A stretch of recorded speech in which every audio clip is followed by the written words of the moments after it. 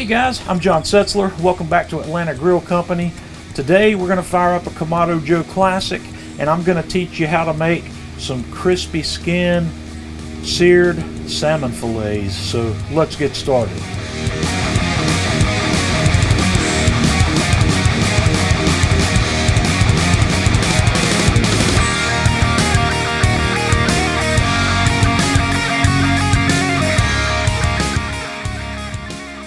The first thing I want to do on this salmon project is get my brine slash marinade together. So I'm going to start in a small mixing bowl here with 3/4 of a cup of cold water, and then I've got 1/4 of a cup of whiskey. I'm just going to dump that in there.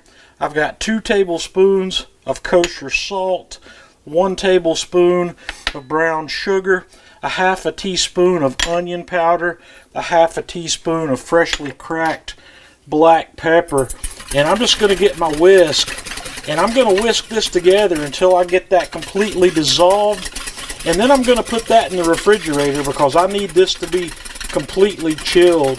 If you can make this part a day in advance, you'd be better off to do that. Otherwise, give it at least an hour or 90 minutes to get nice and cold in the fridge, and make sure your water is as cold as possible when you start. Okay, I've cut myself a couple of nice skin-on fillets off of a whole fillet that I've got of salmon here. So what we're going to do is I'm going to slip these guys into a large Ziploc bag, and then we're going to dump our brine into the bag.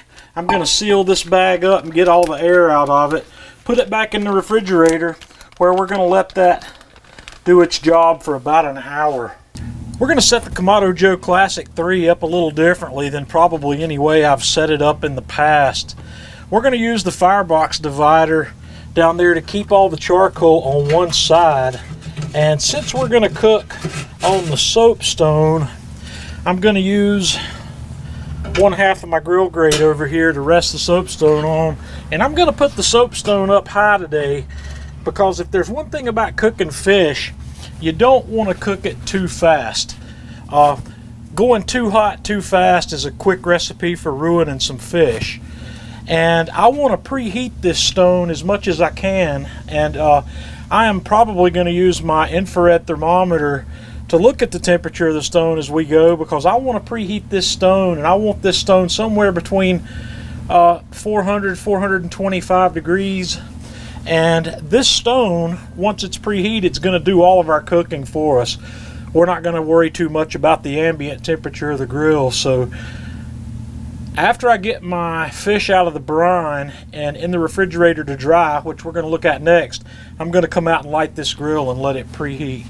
I've taken my fish out of the brine, and what's next here, this is very important. So we've got to dry the outside of this fish as much as we can. We can't leave any extra residue, any extra moisture on the surface of this fish. So I'm just going to kind of flip it over here and dry it on both sides. Try to get, like I said, as much as that moisture off as I can.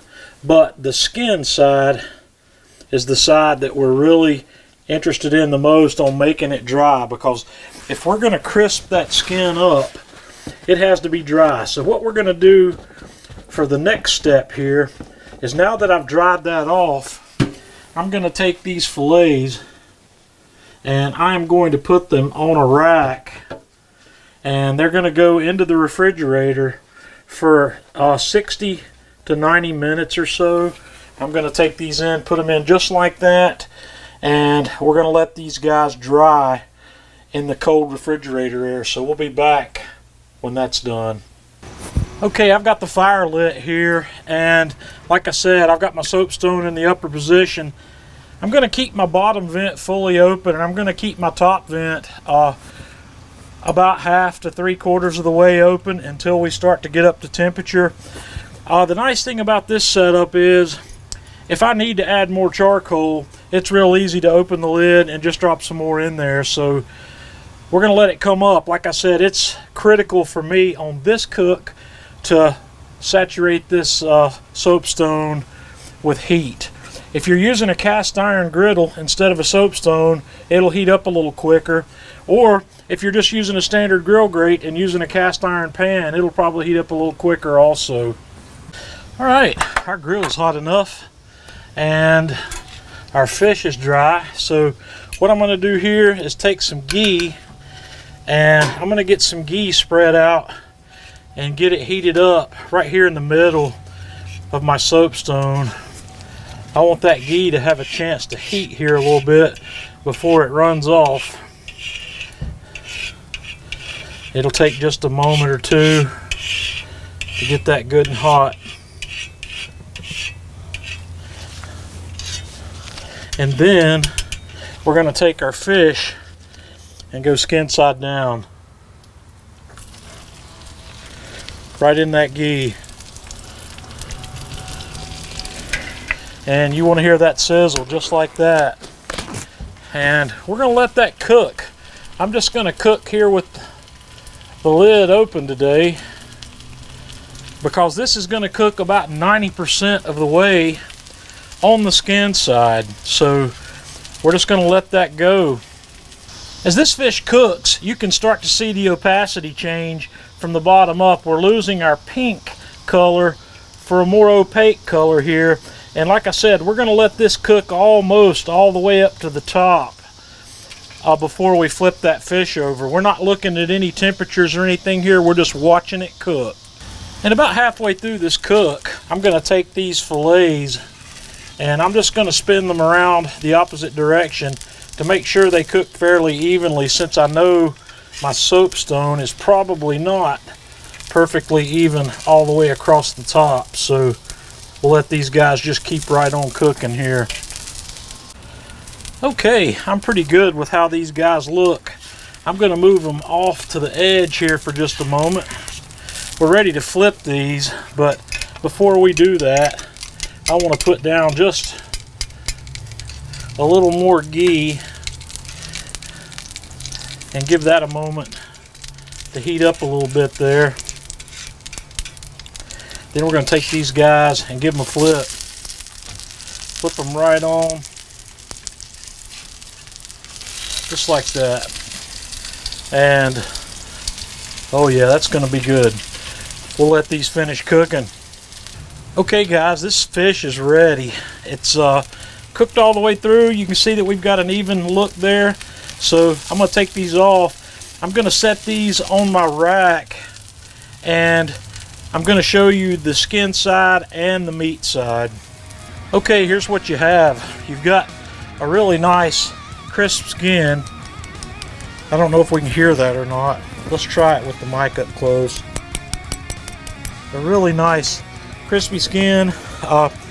When we're cooking salmon this way, we're not quite as concerned with the sear on the meat side, because this is going to be your presentation side when you cook fish like this. So what I'm going to do is take a little piece off the end here. You can kind of hear that crisp. That's still nice and hot. I'm going to have a bite of that. Oh wow. I'm going to go ahead and finish that one. That salmon has a beautiful flavor. The brine that we use introduces just the right amount of salt to this fish, and it only takes an hour or so to completely get that fish salted that way. And I'm going to take this in before the flies get it, because I'm going to eat one of these, and I'm going to save one of these for later. So give this a try. Use your soapstone, use your cast iron pan. If you don't want to do it on the grill, do it on the stove top. Just keep your pan temperature, you know, somewhere in the range. Anywhere above 375 and anywhere below 450 is going to cook this just great. So give it a try. Until next time, this is John Setzler with Atlanta Grill Company.